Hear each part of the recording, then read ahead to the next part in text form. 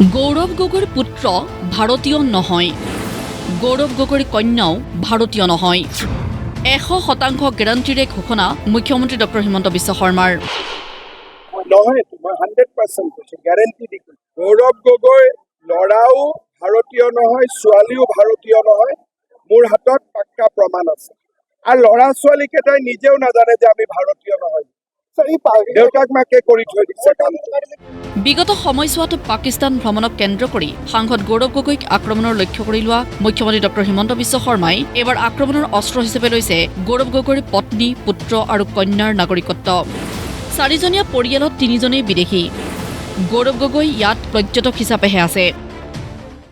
তেওঁ 2টা ল'ৰা ছোৱালী বিদেশী ৰাষ্ট্ৰৰ নাগৰিক, ঘৈণীয়েকো বিদেশী ৰাষ্ট্ৰৰ নাগৰিক। গতিকে তেওঁ নিজেও কোনদিনা বিদেশত গুচি যাব তাৰো হিচাপ নাই। যদি এখন ঘৰত 4টা পৰিয়াল থাকে, 3টাই যদি বিদেশী ৰাষ্ট্ৰৰ নাগৰিক, তেওঁতো ইয়াত পৰ্যটক হিচাপেহে আছে। গৌৰৱ গগৈয়ে পুত্ৰ কন্যাক ভাৰতীয় বুলি ক'ব পাৰিলে মই মুখ্যমন্ত্ৰীৰ আসনেই এৰি দিম। তেওঁৰ ল'ৰা ছোৱালী 2টাই নাবালক, 2টাকে ভাৰতীয় নাগৰিক কৰি থোৱা নাই। মই ডাইৰেক্টলি কৈছোঁ, তেওঁ যদি অসত্য হয়, মই যদি তেওঁৰ ল'ৰা ছোৱালী ভাৰতীয় নাগৰিক বুলি তেওঁ ক'ব পাৰে, মই মুখ্যমন্ত্ৰী আসনে এৰি দিম। গৌৰৱ গগৈৰ 2 সন্তানৰ ধৰ্ম কি? পাকিস্তানৰ দৰমহালৈ কিয় ভাৰতত আছে গৌৰৱ গগৈৰ পত্নী? তৰুণ গগৈ নাতিনীয়েকক ক'ৰবাত ডাঙৰ হৈ কোনোবা দেশৰ নাগৰিকত্ব লগ বেলেগ কথা, ক'ৰবাত চাকৰি পাইছে, কিবা পাইছে। 3-4 বছৰ বয়সত কোনোবাই নিজৰ দেশৰ নাগৰিকৰ পৰা বিদেশী নাগৰিক কৰিব পাৰে নেকি? ধৰ্মটো কি আছে, সিও এটা ডাঙৰ প্ৰশ্ন। তাৰো তদন্ত, তাৰো তেওঁক আমাক জনাব লাগে। আৰু পৰিবাৰে পাকিস্তানৰ দৰমহালৈ কিয় ভাৰতত আছে, সেইটো আমাক জনাব লাগে। পাকিস্তানলৈ কিয় গৈছিল গৌৰৱ গগৈ? 15 দিনে পাকিস্তানৰ ক'ত কি কৰিছিল গৌৰৱ গগৈয়ে? ধুবুৰী আৰু বঙাইগাঁৱত নিৰ্বাচনী প্ৰচাৰৰ মাজতেই গৌৰৱ গগৈক উদ্দেশ্যি অবিৰাম বাক্যবান মুখ্যমন্ত্ৰীৰ। 15 দিন কি কৰি আছিলে তাততো কোনো টুৰিজিম প্লেচ নাই। তাতেতো যি আছে সন্ত্ৰাসবাদীৰ আড্ডাই আছে। এতিয়া আমি চেষ্টা কৰি আছো যে 15 দিন কি কৰিছিলে, যোৱাটোতো 100% কনফাৰ্ম। দেশ বিৰোধী কিবা কাৰ্যকলাপত জড়িত আছে। তাতেতো দেশ প্ৰেমৰ কোনো কামেই নহয়। পাকিস্তানৰ দেশ ভাৰত প্ৰেমৰ কিবা কাম হ'ব নেকি? গৌৰৱ গগৈৰ পৰা উত্তৰ উলিয়াব আৰক্ষীয়ে। তেওঁ বাৰে বাৰে কথাবিলাক এনেকে কাটি থাকিলে নহ'ব। কোৰ্ট, আদালত, পুলিচক তেওঁ উত্তৰ দিবই লাগিব। আৰু উত্তৰ কেনেকৈ ল'ব লাগে আমি জানো। পাকিস্তানত 15 দিন থকাটো, বাকীখিনি তেওঁ ঘৰুৱা কথা, ল'ৰা ছোৱালীক ভাৰতীয় কৰিছে, কৰা নাই। কিন্তু পাকিস্তানত 15 দিন থকাটো আমি সহজভাৱে নলওঁ।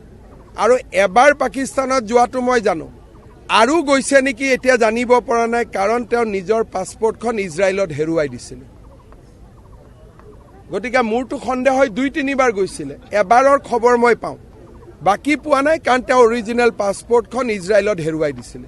উত্তৰটো পোৱা নাই, পিছত পুলিচে মাতি উত্তৰ লৈ ল'ব। পুলিচে ল'ব ছাৰ, সাক্ষীটো ল'বই লাগিব, কাৰণ এইটো এটা পাকিস্তানৰ নাগৰিকৰ বিৰুদ্ধে কেছ। সেইটো তদন্ত কৰোঁতে কথাবোৰ ওলাইছে।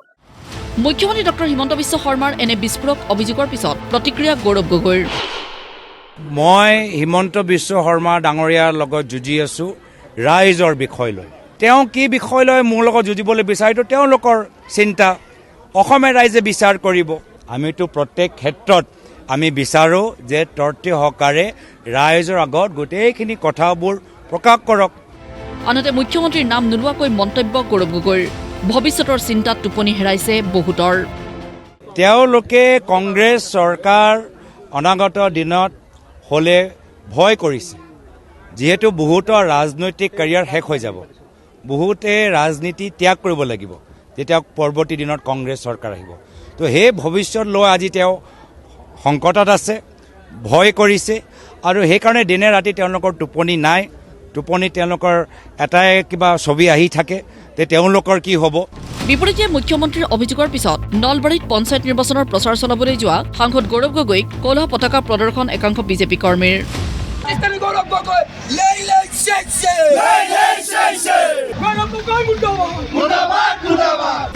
ব্যুৰো ৰিপৰ্ট, প্ৰতিদিন টাইম।